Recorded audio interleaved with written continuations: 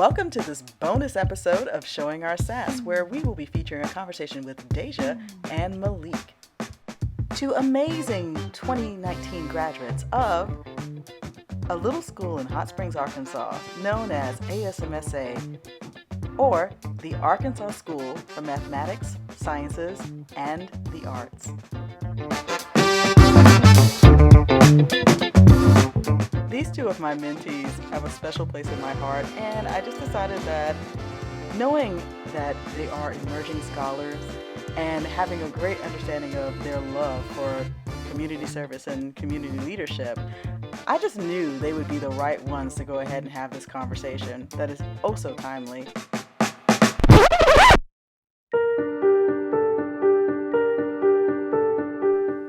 While I don't have children of my own, I have a number of young people who I've had the privilege of mentoring. And so when COVID-19 came down on us, a lot of them were just starting college, and the fear, the apprehension that I had in my heart was a lot. They literally were out on spring break, enjoying their lives, living out this dream they'd held for so long. And Dayja and Malik, I just needed to touch base with them, and so this was a good chance for us to do just that. This was our May 2020 check-in.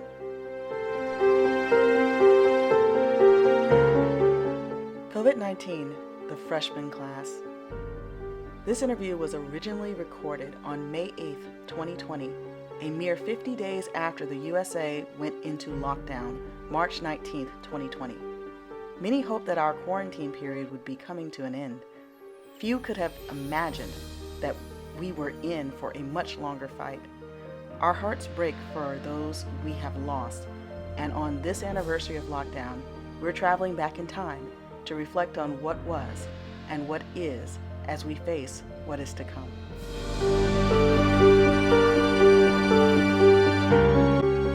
I'm wondering, what has this pandemic experience been like for y'all when you were ready, you ran out there, this is your first year of college. I know you had certain expectations, and then what were you feeling when February, March hit of this year? Tell me about what that was like. Well, I know for me, spring, I had expectations for spring semester. It was supposed to be when I joined a social club. I'm finishing Gen Chem 2. Had a lot of things lined up in preparation for the summer. My birthday was coming up. Wanted to go on a big spring break trip with new friends. Just a lot of things in place. And I noticed it was a shift on campus. The energy was different.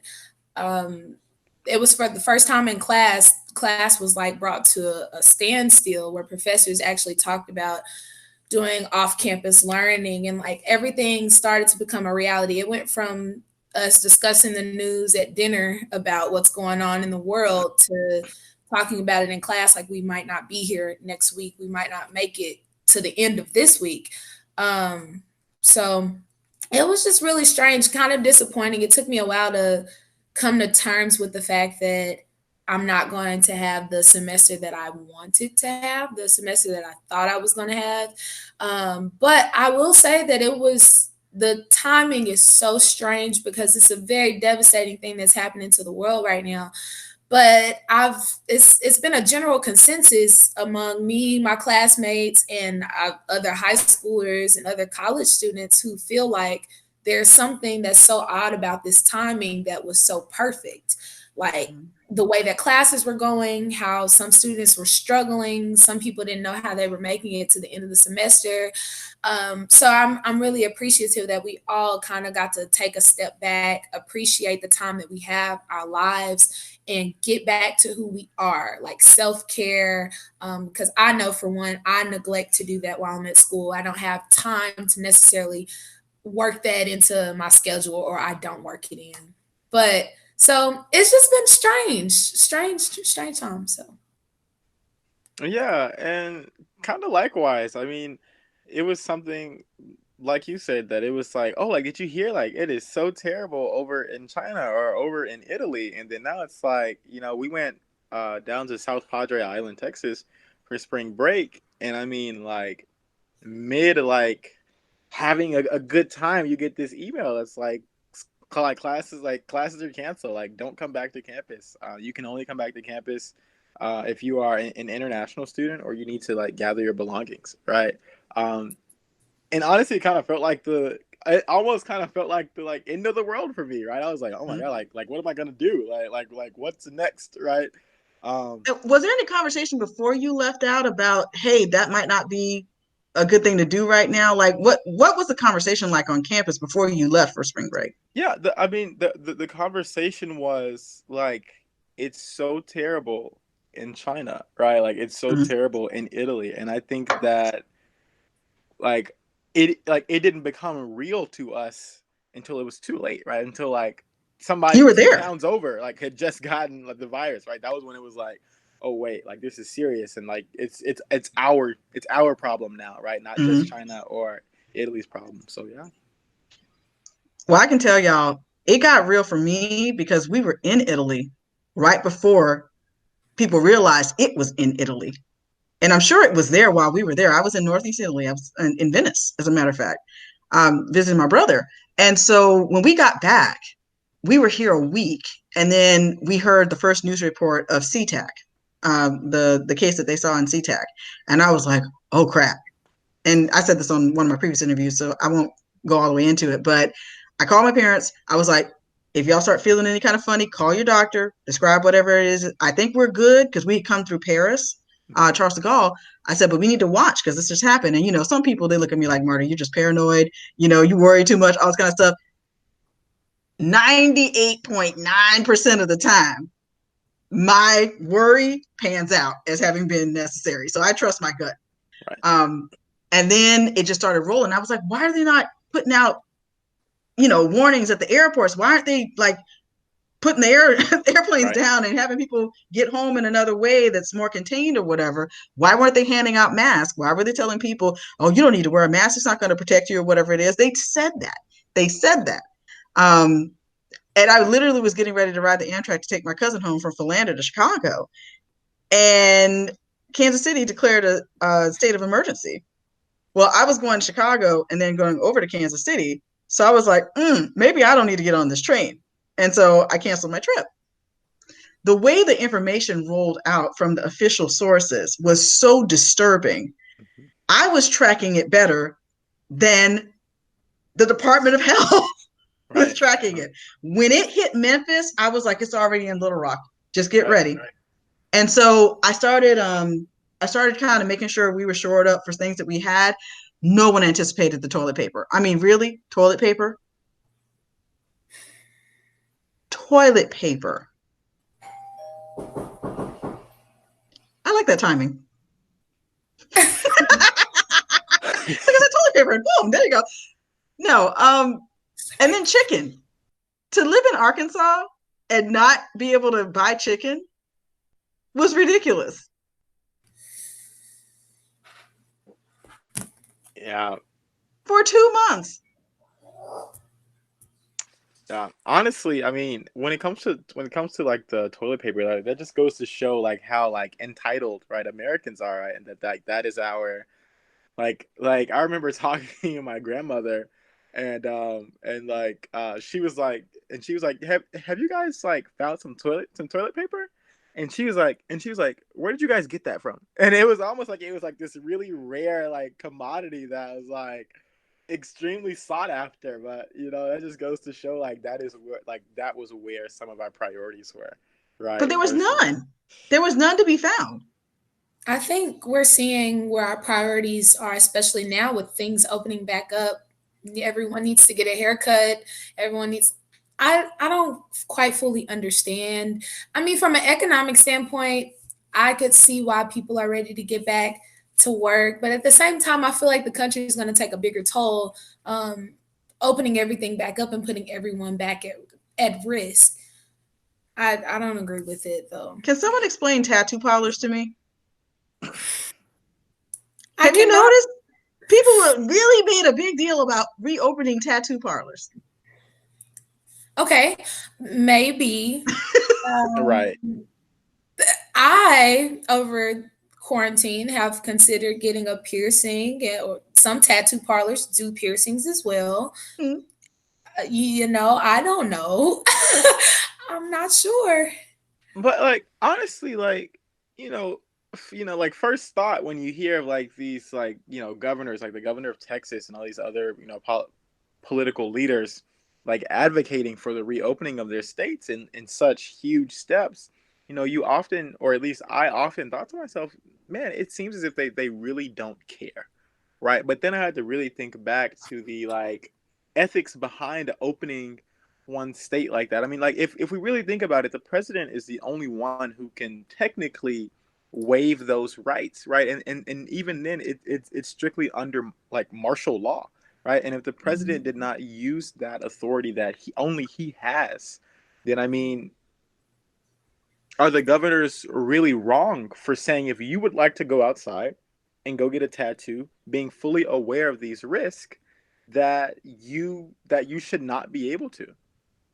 So you're saying this is more of a reflection on the government, more so the president and his priorities for Americans.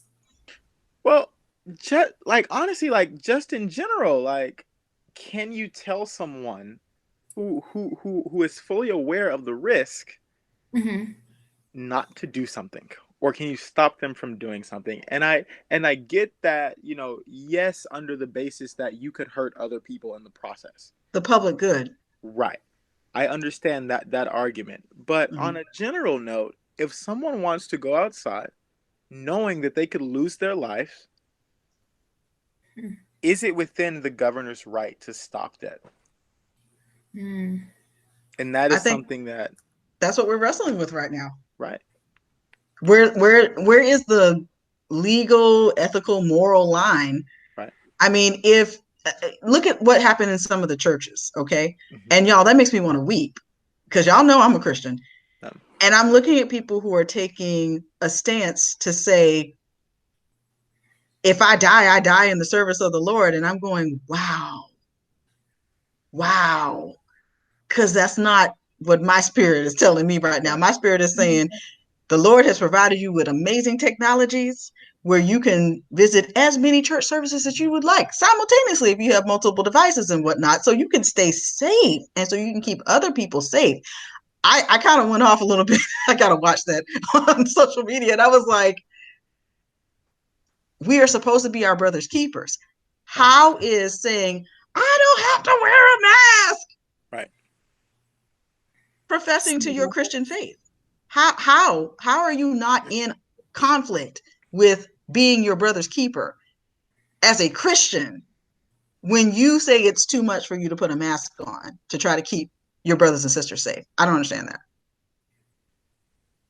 Yeah, there's definitely some values in conflict there when it comes to freedom versus, like you said, I mean, responsibility for your neighbor. And I think that I think that it might be a little unfair for us, what I would describe as humanitarians, to expect that from everyone on the mass level. I mean, we've seen at Trump rallies, I mean, all it takes is one person to say or protest something differently, and like they might be beat up, right?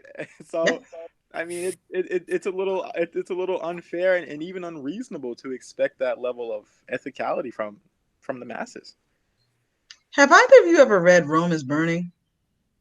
I have not. Okay, so I'm slipping back into my Miss Youngblood role again on you for a second.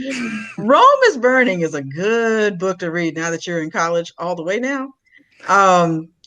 Because it basically talks about the fall of Rome and how the U.S. seems to be patterning itself after many of the things that led to the fall of the Roman Empire. And again, a lot of people say you're kooky, the U.S. will always be around or whatever. There's no guarantee of that. Right. Now, I don't want to see the demise of the United States of America in my lifetime. Let's be clear. I don't want to see that at all. Because that would be a very different thing. But we definitely have some stuff that it's hard to ignore now, I think, when you are in a time of a pandemic. I mean, we had Zika not too long ago. We had SARS not too long ago. That would have been when y'all were, what, junior high? I think it would be before you. Yeah. Even before you left home. That's why I was like, I don't even remember SARS. The only other disease that I remember like really being prominent was the H1N1 swine flu. That's right. Swine flu happened in there too, but they weren't nearly as panic inducing as this one. And, when you look at the rates of death due to complications of coronavirus, because if you listen to the medical professionals, they are very exacting how they say it. They can say due to complications. They don't say coronavirus killed this many people. Right. It's complications because those who have pre-existing conditions, systems are more vulnerable to that. This is why science communication is so important. But people who don't want to deal with the complicated nature of what's going on with this, they'll try to say, well, all these people are dying because of corona. That's an oversimplification of what's going on. Do we need to be cautious? Yeah, we do. Have we been very loose and lax about certain things? I think this is showing us very much yes.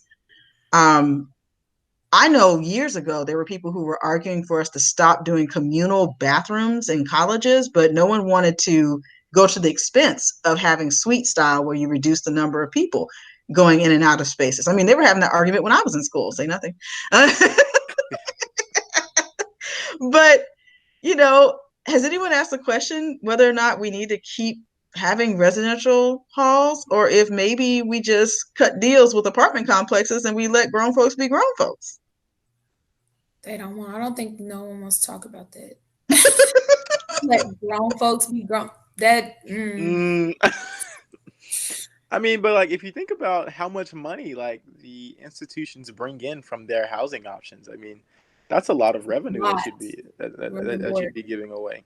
But it's also a lot of maintenance costs that you're maintaining too. And think about this, because I know this because I've grown up in college towns most of my life, and I know in one particular college town that will remain nameless, but you all know what it is. There is a lot of animosity between the university and the apartment complex communities because they are in competition with one another because the university essentially gets a federal subsidy in the form of the student loans and things that come in that students use to be able to pay for their housing that are not available to students who are trying to look for off-campus housing options.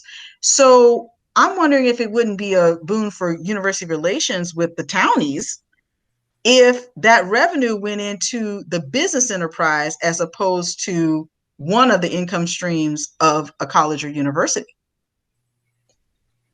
Yeah. I mean, but then you lose a whole staff though. You lose all your residential assistants and all that kind of thing. Yeah. I mean, but like you also have to think about, right, like the college experience and what that means. And then also the fact of if you have everyone like living on campus paying the same amount, right? That has been used as a tool, right, to grow, right? You have all these housing options and you're charging everyone the exact same price for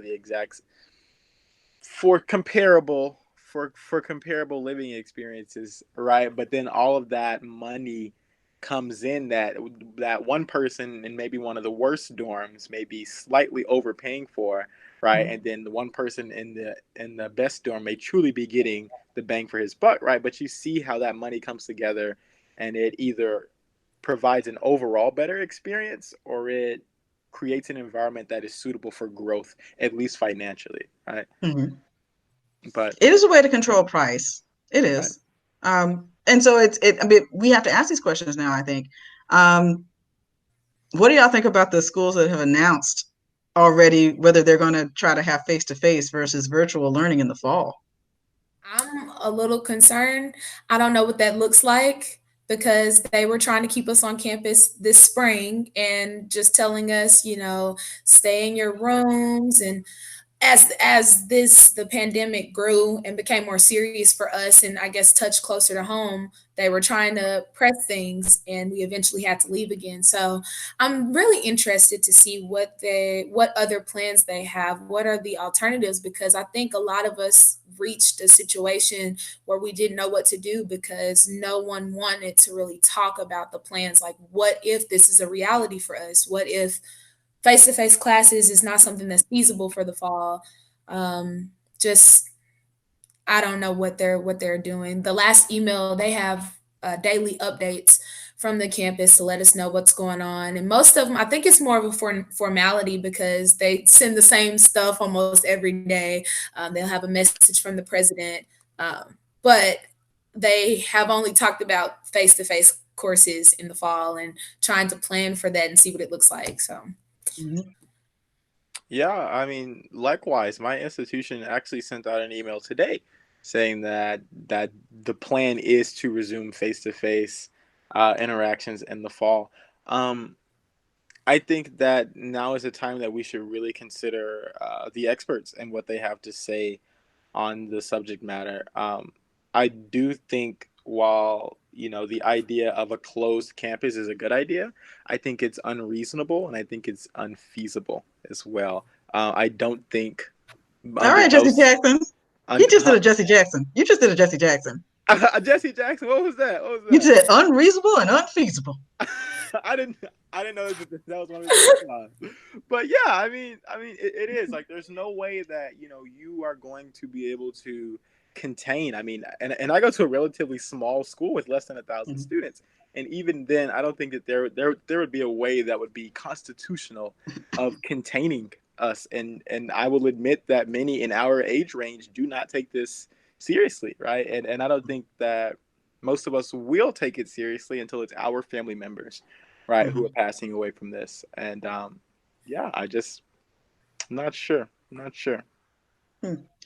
Well, I got confronted with it yesterday, not even realizing an organization that I serve with. They're kind of eager to get back into face-to-face meetings and wanted to do so early this summer.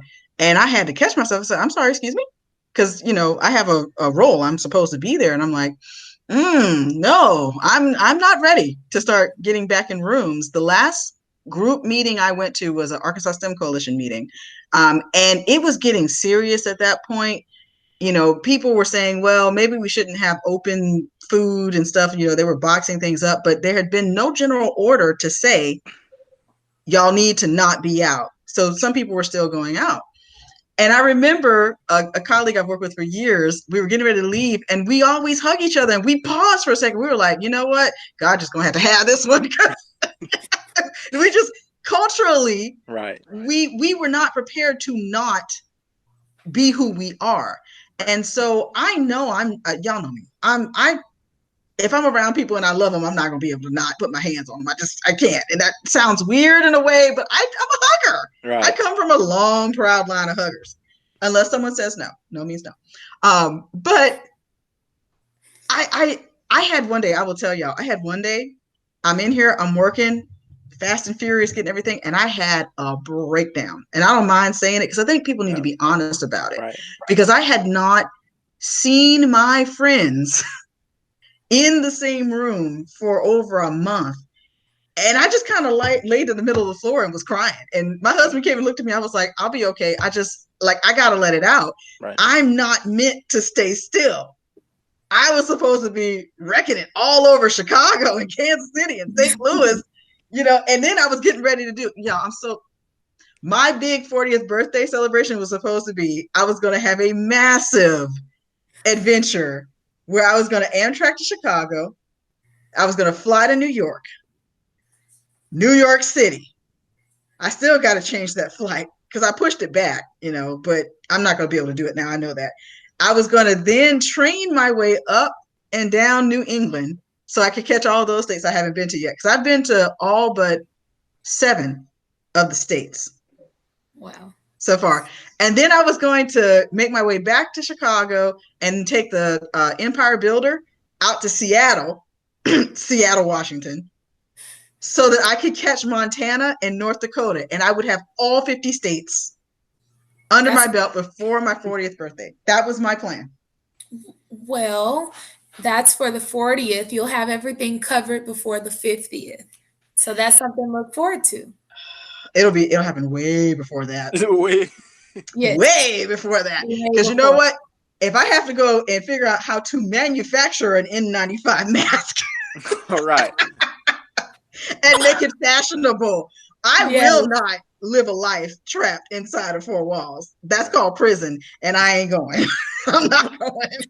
I'm You really know, glad that you brought that up, though. I guess this pandemic has brought about um, one of the qualities that I love about our society. It's easy to look at the negative things, but I think that you saying that kind of reminded me of some of this country's highlights. Like, I've turned on the TV and seen Disney doing a sing along with a bunch of artists, or BET. They had a social relief program and had different stars on like video calls with each other and singing and performances to sort of make the connection and bridge the gap that exists between all of us, hopefully 6 feet everyone. But it's so easy to get depressed. I found myself going crazy. Literally, I need to go. I need to leave the house. I was so excited to drive to Pine Bluff to pick up my cousin a few weeks ago at nearly midnight, just because I was like, I want to roll the window down. I want to see a sky. I want to see the stars, the trees, something, because being inside, you don't realize how easy it is to just be put in this slump, this mood. And so When you don't have the choice. yeah. So yeah. I always knew that I was an extrovert, but like you, I didn't know that like part of me relied on or just truly needed, right, like social interaction beyond my mother and my brother and sister, right? But Right. something that I'm actually glad that you brought up, excuse me, is going to work early. I was visiting my grandmother and I was listening, and she was listening to one of her favorite morning news shows type thing, and I had heard this host say that you all need to go back to work, and if you don't go back to work, it's your fault that your job fires you, right?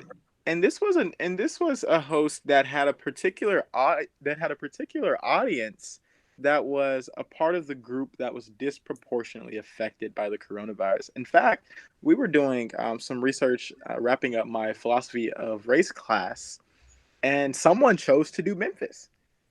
And the I research know that class. Sorry. right, yeah, and the research that he presented was the research that showed that in the inner city, where the cases were more prevalent and tests were more needed, they were going to areas with specific demographics who tended to be a little bit safer, right, and who tended to be a little less affected by this virus, instead of the communities where they were truly needed first, right? Mm-hmm.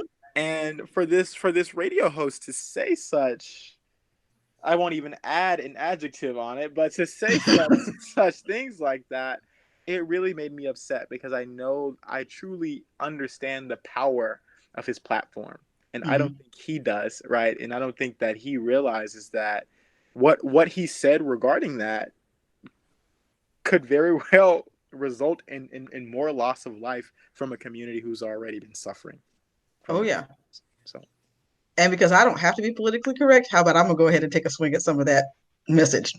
Um, I remember in the early days of this news rolling across the country, I use that on purpose.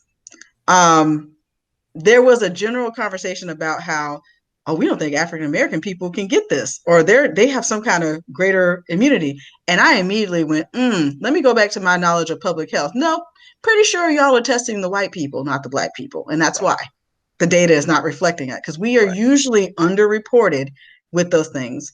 And then when they started having to address that, they started seeing all these spikes.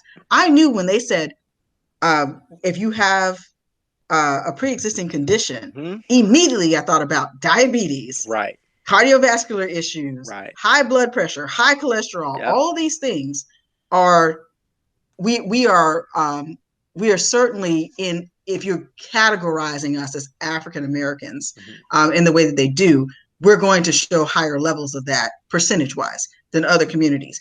And you guys know social determinants of health, that largely is because of inability to access affordable health care. So now that we have a slightly more accurate picture, because it's definitely not accurate still, I'm looking at this and I'm going, what we need is for, let's see, we have 3 whole medical schools that are connected to African American historically Black colleges.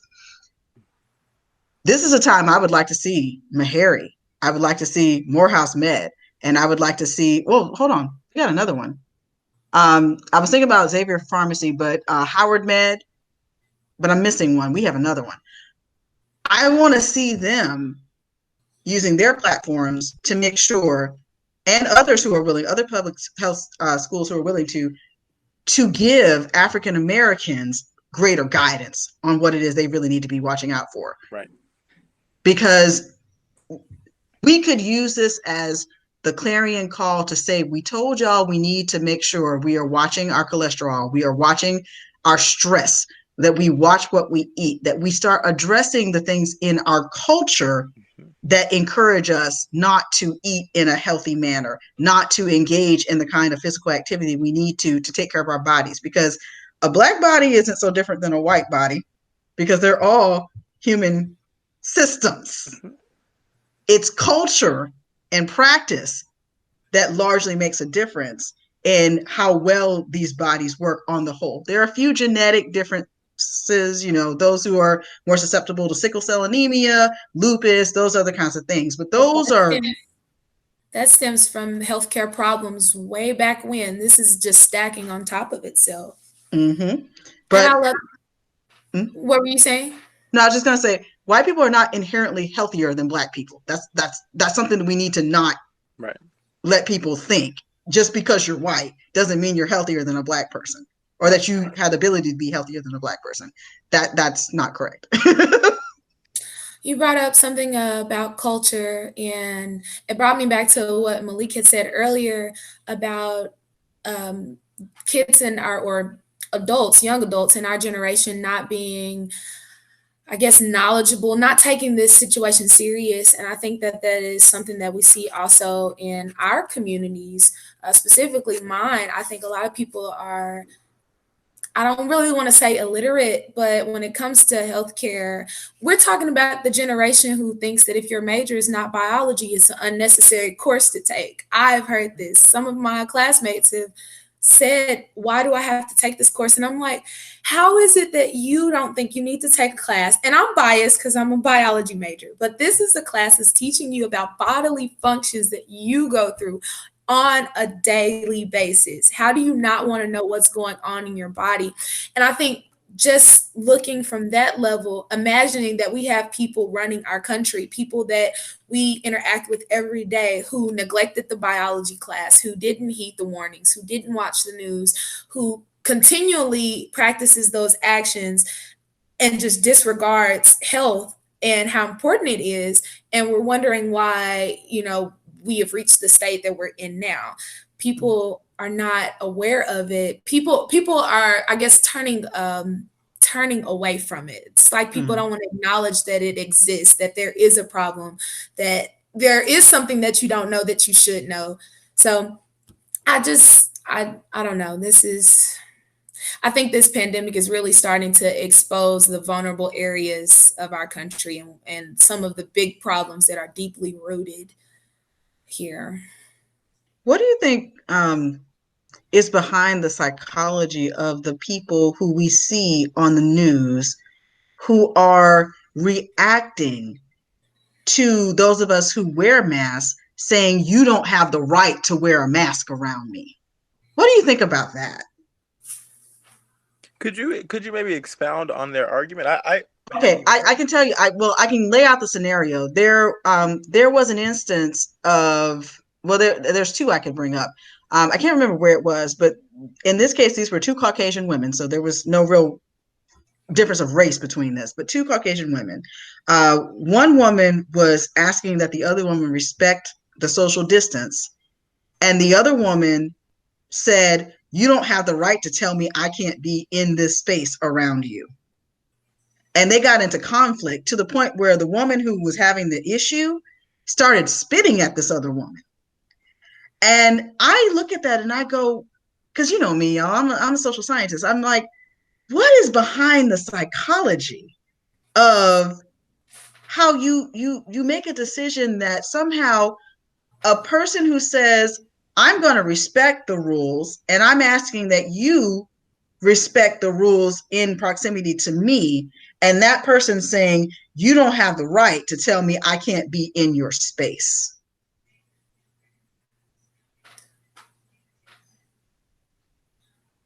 Well, at this point, that was a intentional like attack. Like, I mean, you are aware It's that assault. that you could be spreading this virus, right? And then Mhm. you not only go so far as to have an issue with it, but you begin spitting, Act on right? Spitting on this person, knowing that you could be carrying the virus. That that to me is punishable. I mean, there's another, and this is on tape. There's another instance of the poor security guard at Dollar General in Michigan who was killed. And I mean, this was a chance for something to definitely have an opportunity for de-escalation. It wasn't a sudden immediate thing. He Right. simply asked the person who was shopping to make sure that her child had on a mask because that was the law. That was the rule of law. She had the opportunity to get upset, take her child, leave, go home, come back with two family members. The two family members ended up scuffling and killing the security guard who was trying to do his job. And in this instance, these were all African Americans. So this is not a black white thing. This is a weird people heart issue. Mm-hmm. Yes. One thing I've noticed is that something I'm learning the older I get is that fear brings out strange qualities in a person. Oh, It yeah. really does. I mean, some people deal with it by laughing it off, joking. I've been on social media seeing a lot of memes Right. about, the virus. Some people lash out, some people force their views on other people.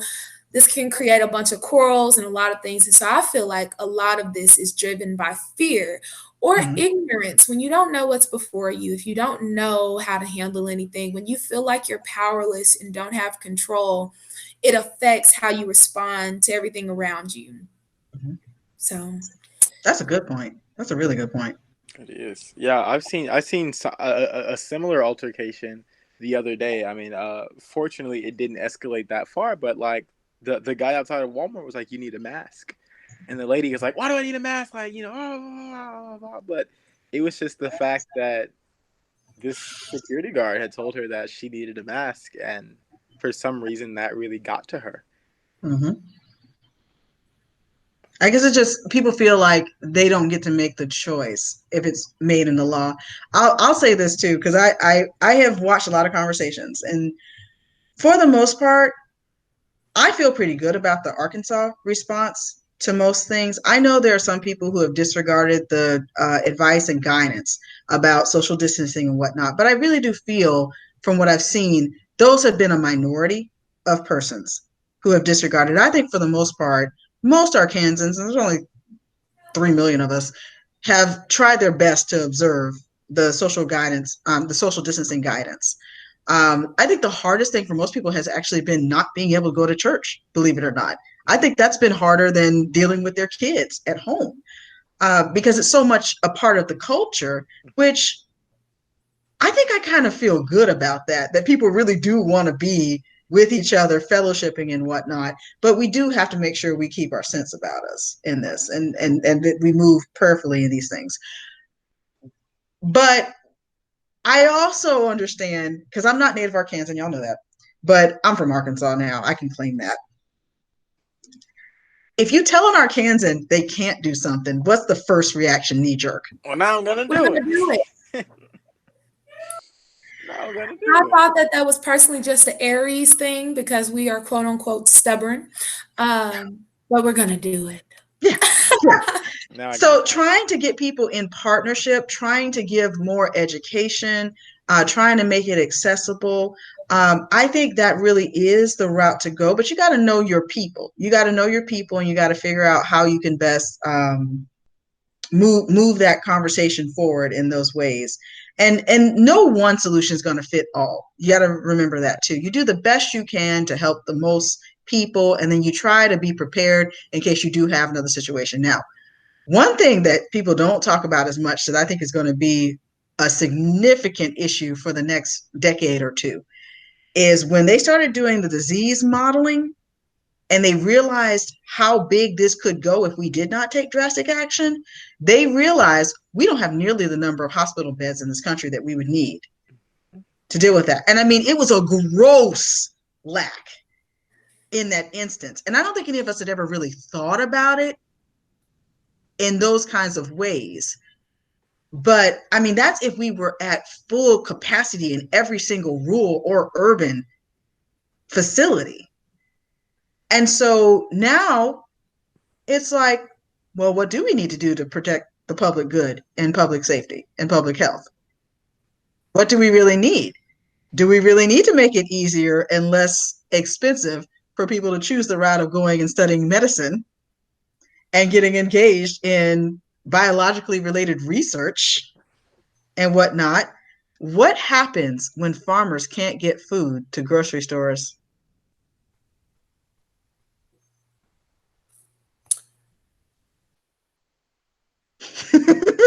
Right. One thing that I saw is that one farmer was started donating food to people in need, but I know that can only go for so long. And you're talking about multiple farmers in general. That is problematic. So I don't know. Well, I've been having fun bringing back an old little saying, country ways are good ways. I have been playing around with the idea, and I'm not playing about it anymore. I'm putting my fence up in my backyard, and I'm going to put my garden in place like my grandpappy's had, because I'm not finna be hungry. Y'all Right. understand? I like Really. to eat. I like to cook, and I know how to do all of the things. I want to see, maybe I need to go get the solar panel tax credit and put a solar panel array and a backup storage unit, power unit on my house. They're just things I'm thinking about, like, maybe we should go ahead and do these things. Yeah, I will say that we are noticing that the average American is spoiled, right? Like our country with ease of access and such a reliable infrastructure. I mean, like these are things that I never even thought about, right? Or these are things that just I grew up in a world where I never had to think about those things. Like I never had to think about what if we lose our power, or what if the grocery stores run out of food? I mean, I guess it goes like on that Maslow's hierarchy of needs, right? Like we had advanced so high on the hierarchy that, I was always thinking about philosophy or something else rather than how am I going to hunt or grow some food. I think the bigger one for me was, what if something happens to me, my brother, or my mother, and we can't go to the hospital that's right down the street? What do we do then? That's the one that scared me the most. I mean, do we all have basic first aid? Do we have anything beyond basic first aid? I mean, do you have Band-Aids in your house and ace bandages? I mean, yeah, you start thinking about that kind of stuff. I normally try to shop once a month, and I try to keep my pantry stocked for the most part. But, I kind of launched full time into a business, so I wasn't really stocking up as much. I was kind of cutting back on budget so we can make sure we stayed under our means and everything. So when this thing hit, I looked at my husband and I said, babe, I think I better go to the store. He was like, what are you talking about? I was like, something's telling me I better go get some canned goods and some other things and stuff that's easy to cook and things that won't go bad fast and whatnot. And so I did. And like when I went out, y'all, that was right after they had gone and knocked out all the paper goods. And fortunately, we had some things in stock, thankfully, because my parents had come and visited and they'd gone and gotten a few more things and left for us. And I gotten my washing machine fixed, so I don't have to go to laundromats. I mean, think about that. The whole time I lived in Hot Springs, y'all, I didn't have a washer and dryer. So I was going to the laundromat or I was sending it out for dry cleaning. There are people who were having to figure out, do I just rock with dirty clothes or do I take the risk of going to a public laundromat if it was even open? So it was a very different thing. When I was getting a little stir crazy, I would occasionally drive my car around just so that I could get some air and check and see what things were looking like around town. And I saw people on the trails not practicing social distancing out there. I'm thinking, you're sweating. That means your body fluids are flying all over the place. You're breathing heavy. That means you're spitting without even realizing. And I'm like, wow, no, I'm good. I am good. I don't need that in my life. Not about that life. But it is an interesting thing to watch. And I'm very interested because I do play out these scenarios, Malik, believe it or not. My brain hardly ever, so I'm always thinking about worst case scenario and what I need to do and where is this. The tornado siren is for this part of town is right close. I know it's over by the bowling alley. So I know I'm gonna hear first. And I have a house that has pylons that are so thick. My real estate agent, may she rest well, she said, your house is never going anywhere. I said, thank you. This is the one. This is the one. This is the one. So I'm going to put my fence up. I'm going to build my deck out. We're going to do these inside small little projects. Right. But we're going to make I'm not going to be one of those like compound people. No disrespect. I'm not there yet. I don't feel like I need to pull up stakes and go to Montana just yet. But if I had to. I'm gonna take care of mine. Right. But y'all wouldn't believe people talking about they're trying to sell me guns and stuff like that. I was like, listen. I live inside the city limits of Little Rock. I'm African American and female. I'm good. No.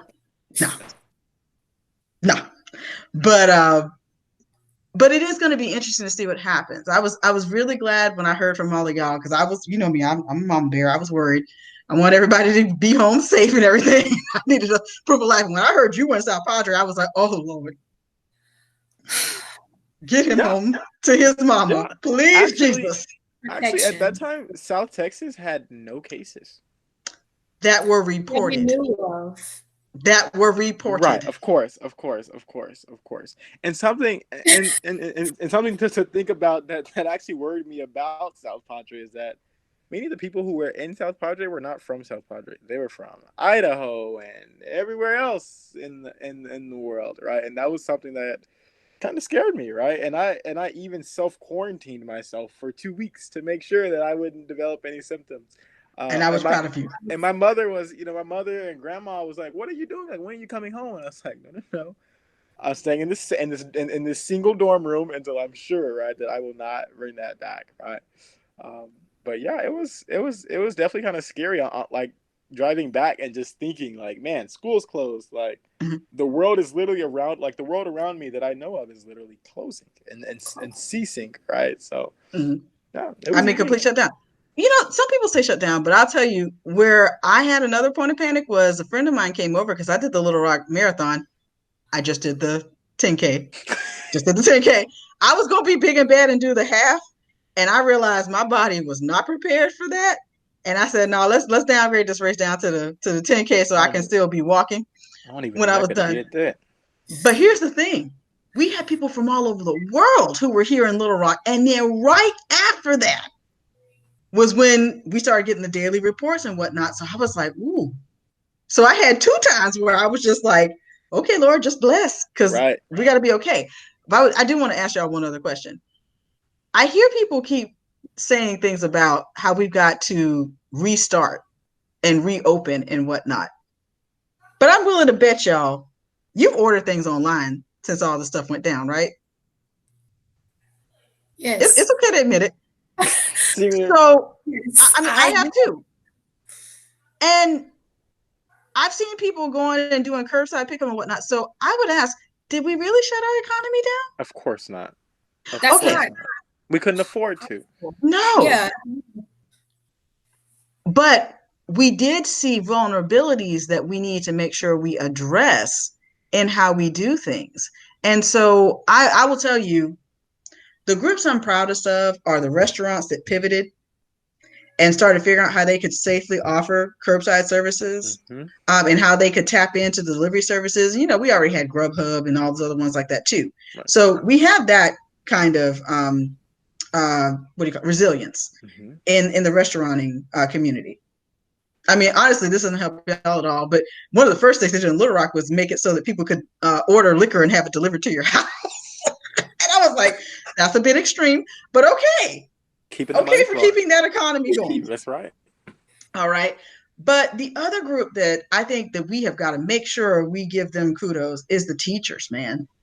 I was just thinking about that. They pivoted so hard and have been doing so much to try to make sure they can help keep their kids on track.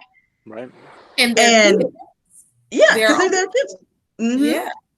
And so I look at this and I'm going, we got to remember to celebrate those who have risen to the challenge of what this thing has done for us, and acknowledge that a lot of people were saying, no, you couldn't possibly work this job remotely from home, and you couldn't possibly do this one from home, and all that kind of stuff. Guess what? They're doing it. They're doing it. So what's that going to mean when they're talking about reopening the economies again?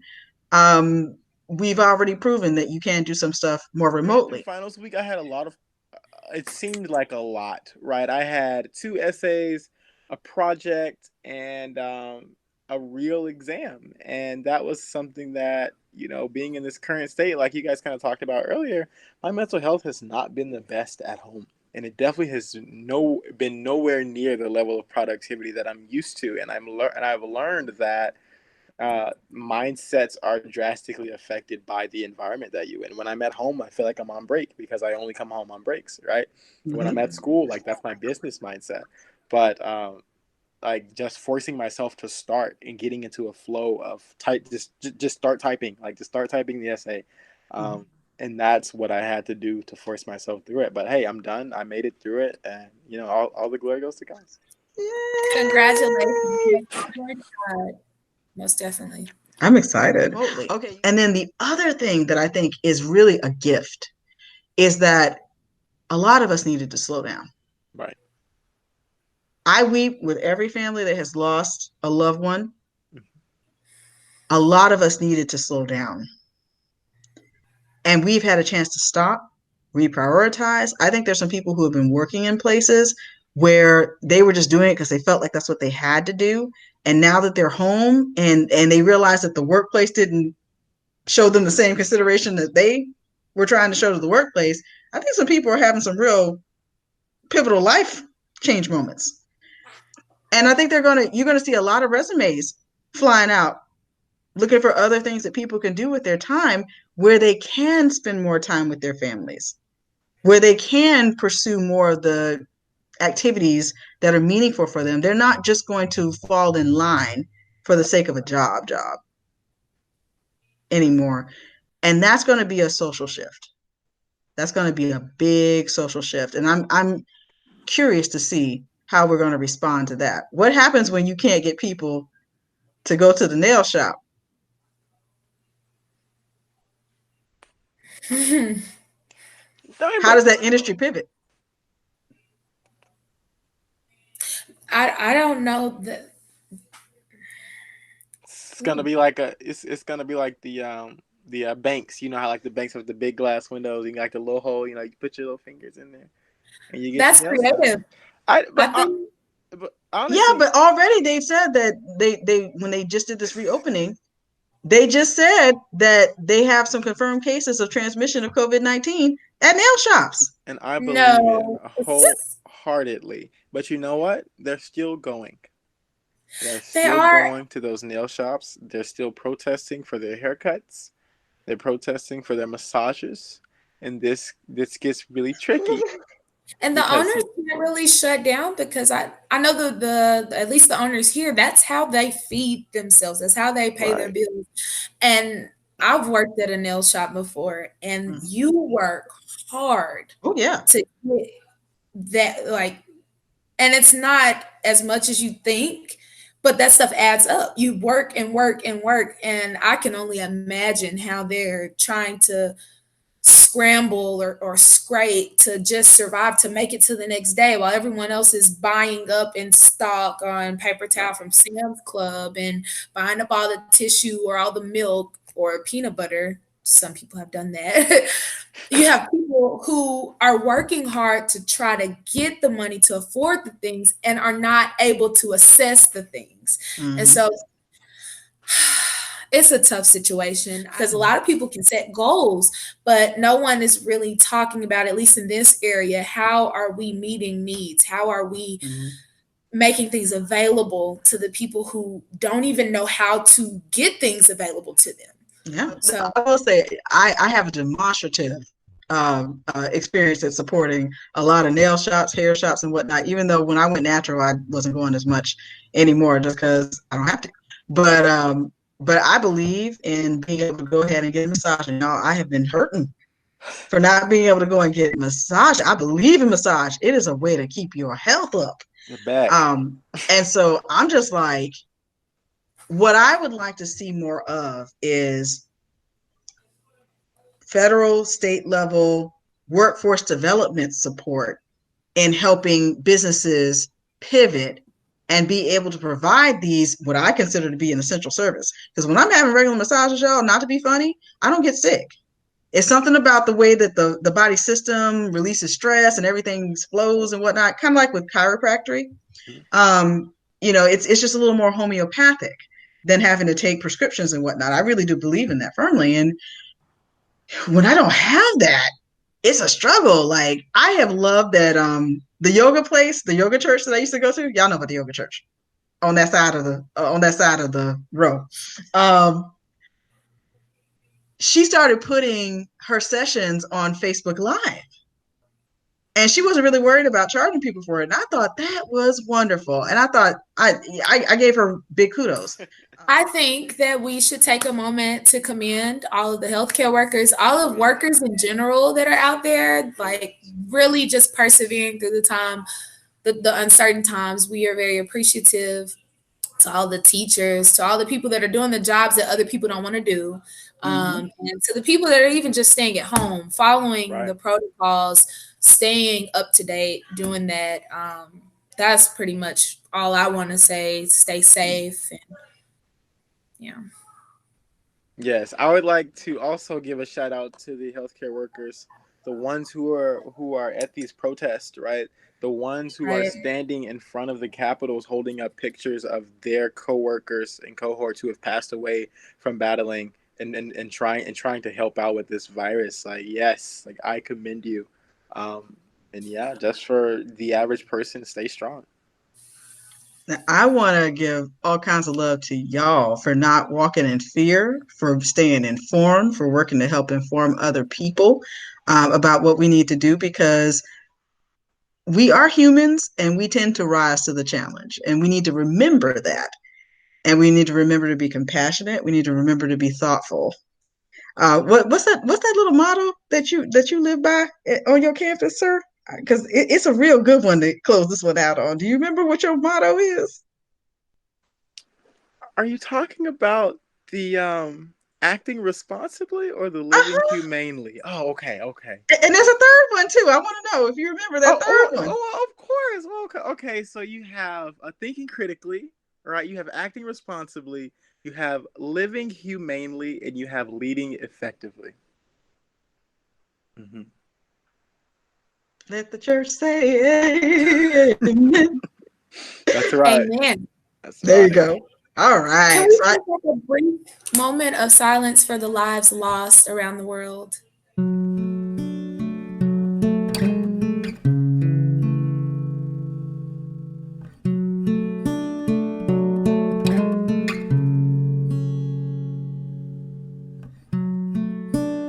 really glad y'all had a successful, what it seems like, first year away from home, because that is not always the easiest transition. And then, y'all had a global pandemic. That's right.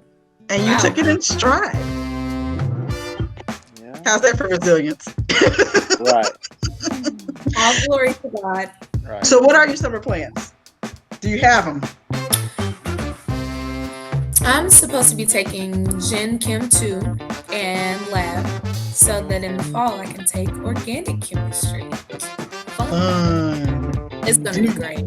Do not take anything in the neighborhood of differential equations while taking organic chem. You won't have to worry. That's my stage advice. You will never have to worry. What we talk about? Balance in your scheduling.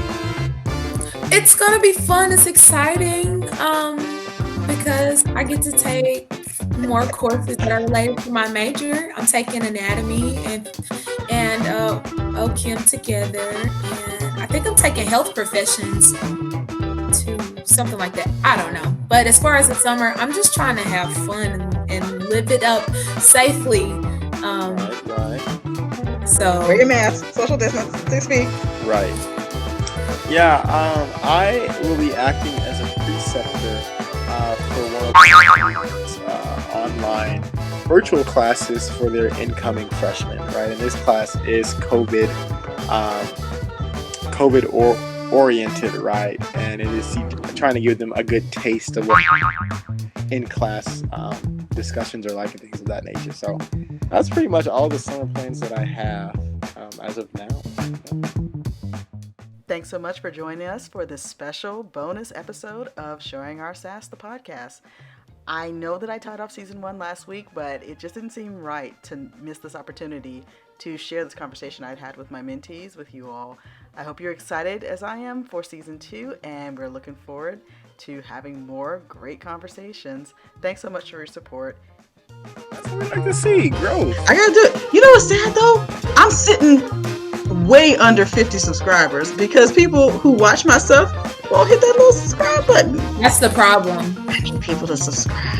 I'm gonna do it right after we get off of here. Right, same. I can do it on my phone actually. Because I promise you, there's some fun stuff coming. And you know, I already got like 3 YouTube accounts, so I got you. Oh yeah. I have like two.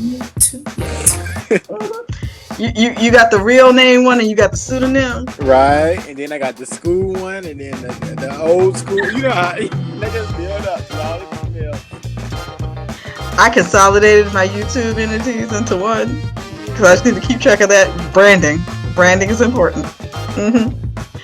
But then I'm running my mama's one too, so it's like Yes. That's all the harder. things. Harder. Oh, y'all should know too. As soon as we get the real all clear, I'm gonna be off this continent again. Listen, I'm trying to be off the continent too. If I can get these St. Croix tickets for $350, I'm gonna have to order me a N95. $350 round trip. They out. I'm gonna help you with you people who refuse to give up your cars so we can have mass transit. See, this is what I'm gonna predict. Y'all can mark the day and time. Y'all see how cheap gas is right now, right? Oil's gonna bounce back. And what's gonna happen in the South when oil doubles what it was pre-pandemic?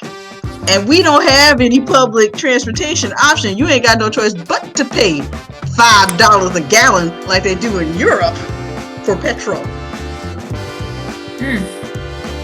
That's why I'm telling you, we need some public transit options that are rapid, high speed, because if I have a choice, I just did you. Oh, let me stop. If I had a choice, You did. Wow. I guarantee you, I would hop a train over to Memphis rather than driving on 40. And I would hop the heavy train back home. Right. Well, you know that the United States is a consequentialist learning government. As in, we don't learn until after the consequences. So, yeah, it's going to be a while. They actually did a rail study. I read it, and I was so angry. And what I know is going to happen is there's going to have to be a private option. So don't be surprised, y'all. I might just go ahead and say, hey, let's find some investors, pull together, and we'll just own this route. Yeah. All of this. Empire! Just saying. Oh, goodness. It's so good to see y'all's faces. I done held you on here for, quite a minute. Great. Wait a minute, right? This This is is fun. great. And I got to introduce you to a tool, and I think now we know it wasn't my internet or machine, that we lost our other friends. But I'll have another chance to go and get the governor. Right. He's not president yet. He got to be governor first. Gotta work his way up there. Steps. There's steps. We'll get him back. But